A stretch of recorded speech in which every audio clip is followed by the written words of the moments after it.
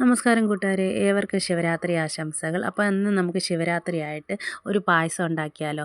നമ്മളിന്ന് ചെയ്യാൻ പോകുന്ന അരിപ്പായസമാണ്. അരിപ്പായസം, കടും പായസം എന്നൊക്കെ പറയും. അപ്പോൾ നമുക്കെങ്ങനെ ചെയ്യുന്നതെന്ന് നോക്കാം. ആദ്യം നമ്മളൊരു ഉരുളി എടുത്തിട്ട് അതിനകത്തേക്ക് കുറച്ച് നെയ്യ് ആഡ് ചെയ്ത് കൊടുത്തതിന് ശേഷം നമ്മൾ 1 കിലോ നെല്ല് കുത്തിയ അരിയാണ് നമ്മൾ ഈ അരിപ്പായസം ഉണ്ടാക്കാൻ വേണ്ടി ഉപയോഗിക്കുന്നത്. ഈ അരി ഈ നെയ്ക്കകത്തേക്ക് ആഡ് ചെയ്ത് നമുക്ക് നന്നായിട്ടൊന്ന് മിക്സ് ചെയ്ത് കൊടുക്കാം. അണ്ടിപ്പരിപ്പ് മുന്തിരിങ്ങ നമ്മൾ നേരത്തെ വറുത്ത് മാറ്റി വെച്ചിട്ടുണ്ടേ.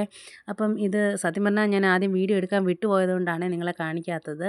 അപ്പം അത്രയാണ് നമ്മൾ ചെയ്തത്. നെയ്ക്കകത്തേക്ക് അരിയിട്ട് നന്നായിട്ടൊന്ന് മിക്സ് ചെയ്ത് ഒന്ന് മൂപ്പിച്ചെടുക്കണം അരി. അതിനുശേഷം നമുക്ക് ഈ അരി വേകാനുള്ള വെള്ളം നമുക്ക് ഇതിനകത്തേക്ക് വെച്ച് കൊടുക്കാം. അരി മുങ്ങി കിടക്കുന്ന രീതിയിലാണ് നമ്മൾ വെള്ളം ഒഴിക്കേണ്ടത്. പിന്നെ അപ്പുറത്തെ അടുപ്പിലേക്ക് നമുക്ക് ശർക്കര പാനി കാച്ചാൻ വേണ്ടി വെക്കാം. അതായത് ശർക്കര നമ്മൾ പൊട്ടിച്ചിട്ടതിന് ശേഷം അതിനകത്തേക്ക് കുറച്ച് വെള്ളവും കൂടി ആഡ് ചെയ്ത് കൊടുത്ത് അത് നന്നായിട്ട് ഉരുക്കിയെടുക്കണം. ഇങ്ങനെ ചെയ്യുന്നതിൻ്റെ ഗുണം എന്തെന്ന് വെച്ച് കഴിഞ്ഞാൽ നമ്മുടെ ഇത് അരിച്ചെടുക്കുമ്പോഴത്തേക്കും ശർക്കരയ്ക്കകത്തുള്ള അഴുക്കും പൊടിയൊക്കെ അങ്ങ് പോകും കേട്ടോ. ഇനി ഈ അരിപ്പായസത്തിൻ്റെ നമ്മൾ അരി അങ്ങ് നന്നായിട്ട് വെന്തൊന്നും അങ്ങ് കുഴഞ്ഞ പരുവത്തിലാവത്തില്ല. ഒരു ഇച്ചിരി കടിക്കാൻ കിട്ടുന്ന പരുവത്തിലാണ് അതിൻ്റെ പരുവമെന്ന് പറയുന്നത്. അപ്പോഴത്തേക്കും നമുക്ക് അത്രയും വെന്ത് കഴിയുമ്പോൾ നമുക്ക് അതിനകത്തേക്ക് ശർക്കര ഒഴിച്ച് മിക്സ് ചെയ്തതിന് ശേഷം കുറച്ച് നെയ്യും കൂടി ഇതിനകത്തേക്ക് ആഡ് ചെയ്ത് കൊടുക്കാം. നെയ്യുടെ മണവും ഫ്ലേവറും ഒക്കെ നന്നായിട്ട് നമുക്ക് കിട്ടും ഈ പായസത്തിനകത്ത്. അപ്പോൾ അത്രയും ചെയ്ത് കഴിഞ്ഞ് ഒന്ന് മിക്സ് ചെയ്തതിന് ശേഷം നമുക്ക് ഇതിനകത്തേക്ക് ഇനി ആഡ് ചെയ്ത് കൊടുക്കേണ്ടത് ഏലക്ക പൊടിച്ചതാണ്.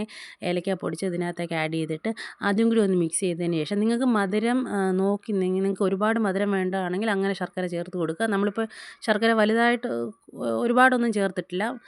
ആവശ്യത്തിനുള്ള മധുരത്തിനുള്ളതേ ചേർത്ത്. നിങ്ങൾക്ക് കുറച്ചും കൂടി വേണമെങ്കിൽ അങ്ങനെ ആഡ് ചെയ്ത് കൊടുക്കുക ശർക്കര. അതിനുശേഷം നമുക്ക് ഈ ശർക്കര ഒന്ന് ബാലൻസ് ആവാൻ വേണ്ടി ഇതിനകത്തേക്ക് നമ്മൾ കുറച്ച് ഉപ്പും അതിന് ശേഷം കുറച്ച് ചുക്ക് പൊടിയും കൂടി ആഡ് ചെയ്ത് കൊടുക്കും. ചുക്ക് പൊടി എന്ന് വെച്ചാൽ ഇഞ്ചി ഉണക്കി പൊടിച്ച്, അത് മാർക്കറ്റിലൊക്കെ വാങ്ങിക്കാൻ കിട്ടുമല്ലോ. അതും കൂടി ആഡ് ചെയ്ത് ഇത് നന്നായിട്ടൊന്ന് മിക്സ് ചെയ്തതിന് ശേഷം നമ്മൾ നേരത്തെ അണ്ടിപ്പരിപ്പ് മുന്തിരിങ്ങയും വറുത്ത് വെച്ചിട്ടില്ലേ, അതിൻ്റെ കൂടെ നമ്മൾ വിട്ടുപോയൊരു ഐറ്റമാണ് തേങ്ങാക്കൊത്ത്. അത് നല്ല ഇതിനകത്തേക്ക് കടിക്കാൻ കിട്ടുമ്പോൾ നല്ല ടേസ്റ്റാണ്. തേങ്ങാക്കൊത്തും കൂടി നെയ്ക്കകത്തേക്ക് നമുക്ക് മൂപ്പിച്ച് ഇതിനകത്തേക്ക് ചേർത്ത് കൊടുക്കാം. അപ്പം തേങ്ങാക്കൊത്ത്, അണ്ടിപ്പരിപ്പ്, മുന്തിരിങ്ങ ഇത്ര അതിനകത്തേക്ക് ആഡ് ചെയ്ത് കൊടുക്കാം.